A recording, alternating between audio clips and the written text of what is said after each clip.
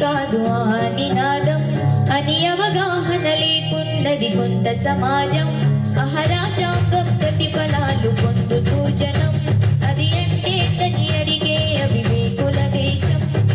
జీవితాన్ని ధారపోసినాడు రమణకై అవమానాలను అనుభవించి నిలిచెర బలమై భావితరాల బతుకును మార్చుట కొరకై అణచబడిన వాళ్ళ కొరకు పుట్టెర వెలుగై.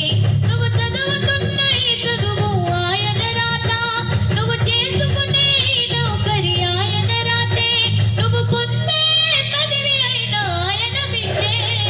జై భీమ్ జై భీమ్ జనగుండె